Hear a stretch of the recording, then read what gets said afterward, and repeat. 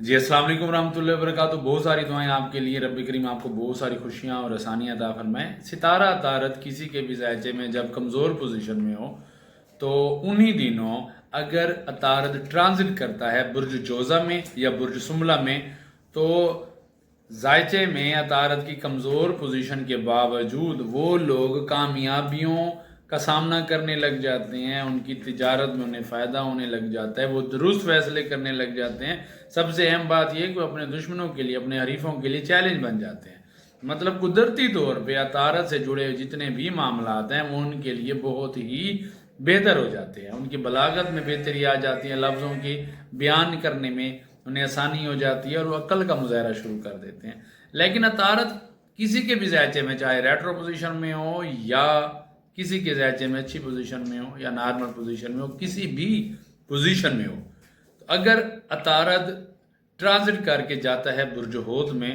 تو ان لوگوں کو خواہ مخواہ کے مسائل کا سامنا کرنا پڑ سکتا ہے، ان لوگوں کو حریفوں کا سامنا کرنا پڑ سکتا ہے، کاروبار میں نقصان ہو سکتا ہے،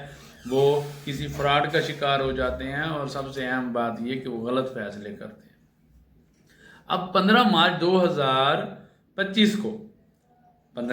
2025 کو برج حوت میں ستارہ عطارد جو کہ کئی ہفتوں سے وہاں موجود ہے، یہ ریٹرو پوزیشن میں آ رہا ہے، تو وہ لوگ جن کے ذائچے میں عطارد کی چاہے پوزیشن اچھی ہے یا چاہے پوزیشن کمزور ہے، وہ مختلف مسائل کا شکار ہو سکتے ہیں۔ خاص طور پہ وہ لوگ جو کافی ٹائم سے عطارد کی رجت پذیر پوزیشن میں ہے، جن کی زندگی میں عطارد یا راہو ساتھ موجود ہیں، یا عطارد یا زحل ساتھ موجود ہیں، یا ان کے ذائچے میں عطارد کسی اچھے گھر موجود نہیں ہے، تو ایسے لوگوں کو خواہ مخواہ کی پریشانیوں کا سامنا کرنا پڑ سکتا ہے۔ ان میں بتا رہا ہوں کہ جو برج حمل والے ہیں، مطلب کہ برج حمل والے لوگوں کے ذائچے میں اگر عطارد اچھی پوزیشن میں نہیں ہے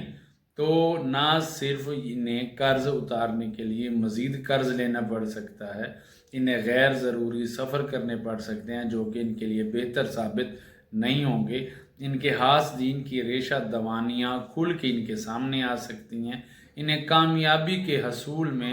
رکاوٹوں اور تاخیر کا سامنا کرنا پڑ سکتا ہے۔ سب سے اہم بات یہ کہ 15 مارچ 2025 میں ریٹرو پوزیشن، عطارد کی اس ریٹرو پوزیشن کے سے انہیں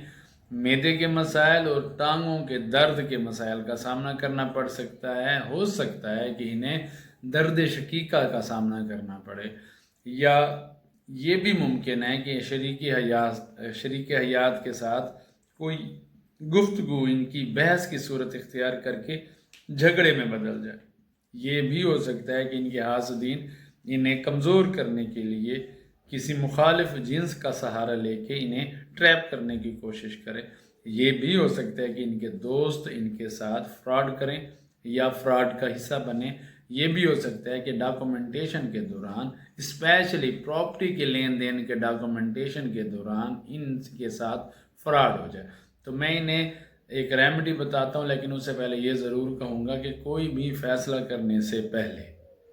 آپ اپنے فیصلے کو 100 بار سوچیں، پورا غور و فکر کریں اور اس کے بعد فیصلہ کریں۔ بہترین ریمیڈی یہ ہے کہ 15 مارچ کو گوشت، چاہے جتنی بھی آپ کی استطاعت ہو، کلو کریں، آدھا کلو کریں، پاؤ کریں، 10 کلو کریں، بے شک پورا جانور کر دیں، لیکن 15 مارچ کو گوشت ضرور صدقہ کریں۔ آپ کے لیے بہت ساری دعائیں، مجھے اپنی دعا میں یاد رکھیے گا۔ السلام علیکم ورحمۃ اللہ وبرکاتہ۔